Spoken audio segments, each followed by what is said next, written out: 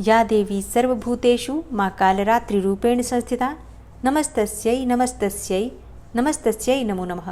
ओम दुम दुर्गाय नमः। गुप्त नवरात्रि में 10 महाविद्याओं की कथा सुनी जाती है और 10 महाविद्याओं की कथा में आज आप सुनने वाले हैं माँ त्रिपुर भैरवी की कथा। और अब आप सुनेंगे माँ त्रिपुर भैरवी की कथा। 10 महाविद्याओं में हर महाविद्या का अपना अलग महत्व होता है। माँ त्रिपुर भैरवी की पूजा करने से अहंकार का नाश हो जाता है। श्री दुर्गा सप्तशती के अनुसार त्रिपुर भैरवी माता के उग्र स्वरूप की कांति हजारों उगते सूर्य के समान होती है। धार्मिक कथाओं में इस बात का भी वर्णन है कि माता त्रिपुर भैरवी की उत्पत्ति महाकाली के छाया विग्रह से ही हुई है।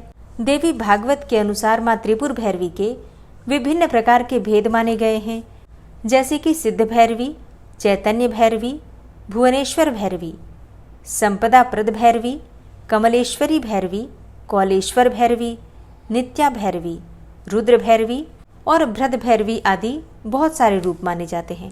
तो त्रिपुर भैरवी की पूजा हमें किस प्रकार से करनी चाहिए? देखिए, माँ त्रिपुर भैरवी की साधना एकांत में की जाती है। इसके लिए व्यक्ति को स्नान करके लाल रंग के वस्त्र धारण करके पूर्व दिशा की ओर मुख करके लाल रंग के आसन पर बैठकर पूजा करनी चाहिए। उसके बाद एक चौकी पर लाल रंग का कपड़ा बिछा लीजिए। एक थाली में रोली से त्रिकोण बनाकर फिर उसी के ऊपर त्रिपुर भैरवी यंत्र रखें और यंत्र के सामने घी का दीपक जलाकर त्रिपुर यंत्र की पूजा करें। उसके बाद त्रिपुर भैरवी मंत्र पढ़ते हुए लाल रंग के फूल अथवा लाल गुलाब अर्पित करें। गुलाब या फिर चमेली का इत्र भी चढ़ाना आवश्यक होता है। इसके साथ ही पूरे नियम के साथ, विधान के साथ मंत्र और संकल्प सीधे हाथ में जल लेकर करें और फिर मंत्रों का जप करें। मान्यता के अनुसार माँ त्रिपुर भैरवी की पूजा करने वालों को विभिन्न प्रकार के रोगों से मुक्ति मिल जाती है। करियर और कारोबार में वृद्धि होती है। ऐसा भी माना जाता है कि अगर कोई व्यक्ति सच्चे मन से माँ त्रिपुर भैरवी की आराधना करता है तो उसकी मन चाहे विवाह की इच्छा भी पूरी हो जाती है। और यही नहीं, समस्त पापों का नाश भी हो जाता है। माँ त्रिपुर भैरवी का मंत्र है ह्रीम भैरवी क्लौम ह्रीम स्वाहा। ह्रीम भैरवी क्लौम ह्रीम स्वाहा। माँ त्रिपुर भैरवी के इस मंत्र का जाप मूंगे की माला से 15 बार करें, मतलब कम से कम 15 बार या फिर 15 माला। पूरे संकल्प, श्रद्धा और भक्ति के साथ जो भी मनुष्य इस मंत्र का जप करता है, माँ त्रिपुर भैरवी उसकी समस्त मनोकामनाओं को पूर्ण कर देती हैं। माँ त्रिपुर भैरवी तीनों लोकों में सबसे सौंदर्यवान और सभी कर्मों का शीघ्र फल देने वाली देवी मानी गई हैं। माँ त्रिपुर भैरवी का सौंदर्य 16 कलाओं से युक्त 16 वर्ष की कन्या के समान है। माँ त्रिपुर भैरवी की 4 भुजाएं हैं। ये अपने हाथों में पाश, अंकुश, धनुष और बाण धारण करती हैं। जो भी मनुष्य माँ त्रिपुर भैरवी की साधना करता है, माँ उसे कभी निराश नहीं करती। माँ त्रिपुर भैरवी के हृदय में सौम्यता और दया वास करते हैं। माँ त्रिपुर भैरवी की महिमा का वर्णन करना शब्दों में संभव नहीं है। संसार के सभी तंत्र मंत्र और तांत्रिक और सिद्धगण बिना माँ के आशीर्वाद के पूरे नहीं हो सकते। माँ त्रिपुर भैरवी को यौवन और आकर्षण की देवी माना जाता है और इनकी पूजा करने से आकर्षण और सौंदर्य की प्राप्ति होती है। अगर आपके वैवाहिक जीवन में हमेशा कलह बना रहता है, आपका कोई प्रिय आपसे रूठ गया है या फिर सम्मान और पद पाना चाहते हैं, किसी को भी सम्मोहित करना चाहते हैं, तो ऐसे में माँ त्रिपुर भैरवी की साधना बहुत फलदायी होती है। इनकी साधना करने से मनुष्य की सभी कामनाएं पूर्ण हो जाती हैं। माँ त्रिपुर भैरवी की उपासना भोग और मोक्ष दोनों प्रदान करती हैं। इनकी उत्पत्ति के विषय में एक पौराणिक कथा का वर्णन आता है कि एक बार महाकाली के मन में फिर से गोरा होने का विचार आया। वो फिर से गोरा रंग पाना चाहती थी। अब इसके बाद देवी अंतर्ध्यान हो जाती हैं। जब महादेव काली को अपने सामने नहीं पाते तो चिंतित हो जाते हैं और देवर्षि नारद से देवी के विषय में पूछते हैं। तब नारद उन्हें देवी के बारे में बताते हुए कहते हैं कि वो तो उत्तरी सुमेरु में प्रकट होंगी। महादेव के आदेश के अनुसार नारद देवी को खोजने के लिए निकल पड़े। उत्तरी सुमेरु पहुंचने पर नारद ने देवी के सामने महादेव से विवाह करने का प्रस्ताव रखा। इस प्रस्ताव से क्रोधित होकर देवी ने अपने शरीर से अपना षोडशी रूप प्रकट किया। अतः त्रिपुर भैरवी महाकाली के छाया से प्रकट हुई हैं। रुद्रामल तंत्र के अनुसार सभी 10 महाविद्याएं भगवान शिव की ही शक्तियां हैं और देवी भागवत के अनुसार माँ त्रिपुर भैरवी महाकाली का ही रौद्र रूप है।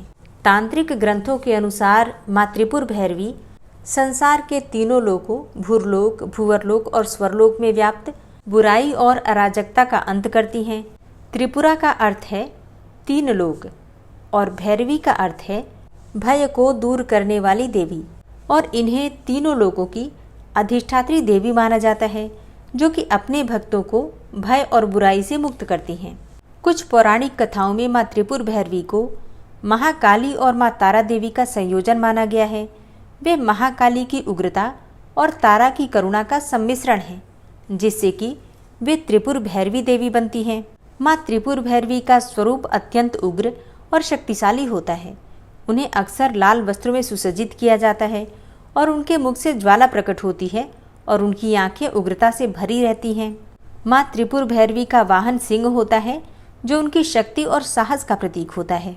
माँ त्रिपुर भैरवी अपने शत्रुओं का नाश करने और अपने भक्तों की रक्षा करने के लिए सदैव तत्पर रहती हैं, और इसलिए तांत्रिक साधक उनके मंत्रों और यंत्रों का उपयोग करके विशेष सिद्धियां प्राप्त करते हैं। तो प्रेम से जयकारा लगाइए माता त्रिपुर भैरवी की जय। और अब सुनते हैं माँ कात्यायनी की कथा। भगवती जगदम्बा दुर्गा का छठा स्वरूप मानी जाती है माँ कात्यायनी, और माँ पार्वती का ही दूसरा नाम है कात्यायनी। माँ कात्यायनी के विषय में स्कंद पुराण में उल्लेख मिलता है कि वे परमेश्वर के नैसर्गिक क्रोध से उत्पन्न हुई थी, जिन्होंने देवी पार्वती द्वारा दी गई सिंह पर आरूढ़ होकर महिषासुर का वध किया था। माँ कात्यायनी को शक्ति की आदि रूपा कहा गया है। जो साधक माँ की आराधना करने में अपना सर्वस्व निछावर कर देता है, मतलब उनके चरणों में अपने आप को सर्वस्व निवेदित कर देता है, परिपूर्ण आत्मदान करने वाले ऐसे भक्तों को सहज भाव से माँ के दर्शन प्राप्त हो जाते हैं। माँ दुर्गा का नाम कात्यायनी कैसे पड़ा, इसके पीछे एक पौराणिक कथा है। कत नामक एक प्रसिद्ध महर्षि थे, उनके पुत्र ऋषि कात्य हुए। इन्हीं कात्य के गोत्र में विश्व प्रसिद्ध महर्षि कात्यायन उत्पन्न हुए थे। इन्होंने भगवती पराम्बा की उपासना करते हुए बहुत वर्षों तक बड़ी कठिन तपस्या की थी। उनकी इच्छा थी कि माँ भगवती उनके घर पुत्री के रूप में जन्म ले। माँ भगवती ने उनकी ये प्रार्थना स्वीकार कर ली। कुछ समय के पश्चात जब दानव महिषासुर का अत्याचार पृथ्वी पर बढ़ गया, तब भगवान ब्रह्मा, विष्णु, महेश तीनों ने अपने अपने तेज का अंश देकर महिषासुर के विनाश के लिए एक देवी को उत्पन्न किया। महर्षि कात्यायन ने सर्वप्रथम इनकी पूजा की थी, इसी कारण वे कात्यायनी कहलाईं। पुराणों में एक ऐसी कथा भी मिलती है कि ये महर्षि कात्यायन के यहाँ पुत्री के रूप में उत्पन्न हुई थी। आश्विन मास के कृष्ण पक्ष की चतुर्दशी को जन्म लिया। फिर शुक्ल पक्ष की सप्तमी, अष्टमी और नौमी तक 3 दिनों तक इन्होंने कात्यायन ऋषि की पूजा ग्रहण करके दशमी को महिषासुर का वध किया था। माँ कात्यायनी अमोघ फल देने वाली है। भगवान कृष्ण को पति रूप में पाने के लिए जब ब्रज की गोपियों ने इन्हीं की पूजा की थी, तो कालिंदी यमुना के तट पर की थी। वे ब्रजमंडल की अधिष्ठात्री देवी के रूप में प्रतिष्ठित हैं। माँ कात्यायनी का स्वरूप अत्यंत चमकीला और भास्वर है। इनकी 4 भुजाएं हैं। माँ कात्यायनी का दाहिनी तरफ का ऊपर वाला हाथ अभय मुद्रा में तथा नीचे वाला हाथ वर मुद्रा में है। बाईं तरफ के ऊपर वाले हाथ में तलवार है और नीचे वाले हाथ में कमल का पुष्प सुशोभित है। इनका वाहन सिंह है। माँ कात्यायनी की भक्ति और उपासना द्वारा मनुष्य को बड़ी सरलता से अर्थ, धर्म, काम और मोक्ष चारों फलों की प्राप्ति हो जाती है, और ऐसा साधक इस लोक में स्थित रहकर भी अलौकिक तेज और प्रभाव से युक्त हो जाता है। नवरात्रि की षष्ठी तिथि के दिन प्रातःकाल जल्दी उठकर नित्य कर्मों से निवृत्त होकर स्नान करके और माँ कात्यायनी की पूजा करनी चाहिए। सबसे पहले भगवान सूर्यदेव को जल अर्पित कर लीजिए। उसके बाद अपने घर के मंदिर में माँ को जहाँ पर आपने स्थापित किया है, वहाँ पर धूप दीप प्रज्वलित करके विधि विधान से माँ की पूजा कीजिए। माँ का प्रिय पुष्प है लाल, गुड़हल और गुलाब का पुष्प। इसके अलावा आप चाहें तो पीले पुष्प भी अर्पित कर सकते हैं, जैसे कि गेंदे के पुष्प। माँ का प्रिय रंग है लाल और पीला। इनमें से किसी भी रंग के वस्त्र धारण करके माँ की आप आराधना कर सकते हैं। और नवरात्रि की षष्ठी तिथि पर माँ कात्यायनी को शहद का भोग अर्पित करने से मन वांछित फल की प्राप्ति होती है। इसके अलावा आप चाहें तो फलों का भोग भी लगा सकते हैं, सफेद मिठाइयों का भोग लगा सकते हैं, जो भी आपके पास उपलब्ध हो, लेकिन शहद का भोग अवश्य लगाना चाहिए। शहद का भोग लगाकर आप प्रसाद स्वरूप परिवार के सभी सदस्य ग्रहण कर सकते हैं, चाहे तो किसी ब्राह्मण को दान कर सकते हैं। विधि विधान से माँ की पूजा कीजिए, मंत्रों का जप कीजिए। मंत्र कौन से हैं जिनका आज हमें जप करना चाहिए? या देवी सर्वभूतेषु माँ कात्यायनी रूपेण संस्थिता नमस्तस्यै नमस्तस्यै नमस्तस्यै नमो नमः। माँ कात्यायनी का बीज मंत्र है क्लीं श्रीं त्रिनेत्राय नमः। एक और मंत्र नोट कर लीजिए, ओम देवी कात्यायन्यै नमः। इस मंत्र के द्वारा भी आप माँ की आराधना कर सकते हैं। मन चाहा पति पाने की कामना है तो आपको इस मंत्र का जप करना चाहिए।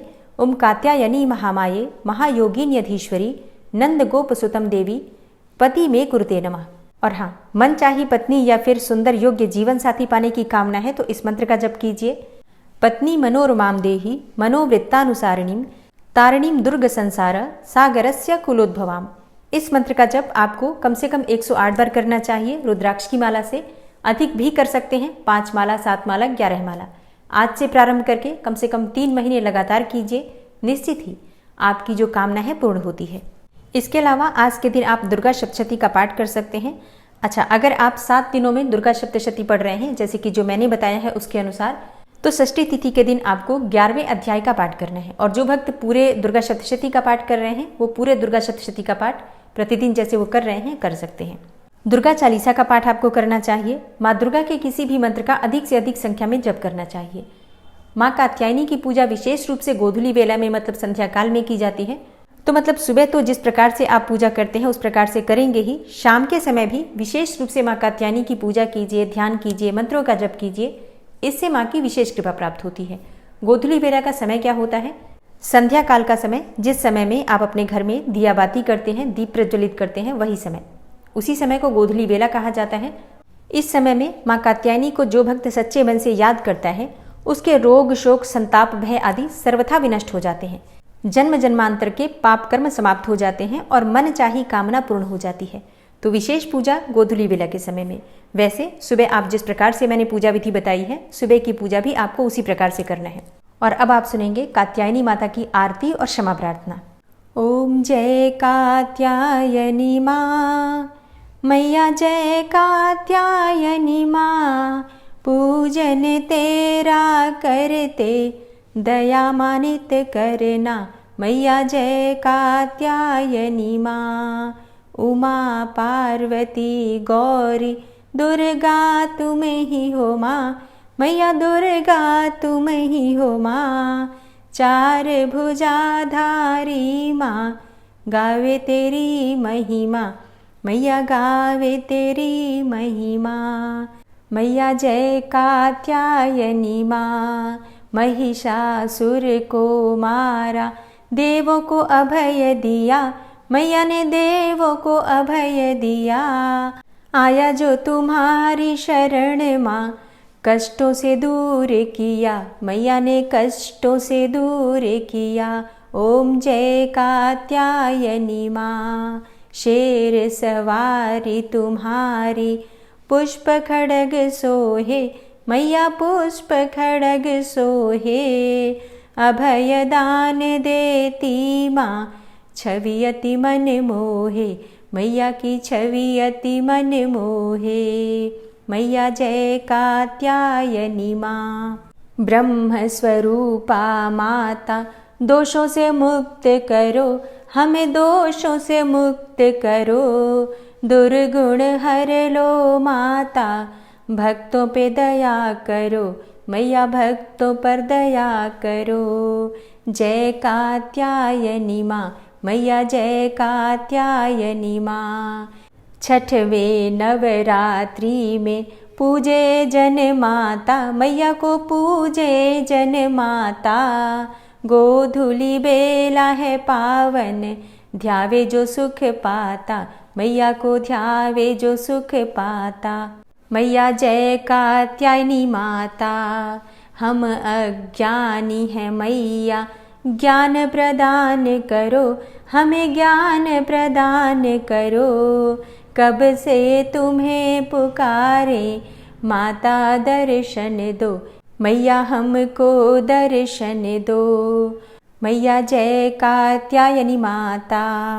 सर्वदेव तुम्हें ध्यावे, नमन करे सृष्टि, मैया को नमन करे सृष्टि। हम भी करे गुणगान माँ, कर दो माँ सुख वृष्टि, मैया कर दो सुख वृष्टि। मैया जय कात्यायनी माँ। कात्यायनी मैया की आरती नित्य गाओ भक्तों आरती नित्य गाओ, भरेंगी माँ भंडारे चरणों में नित्य आओ, भक्तों चरणों में नित्य आओ।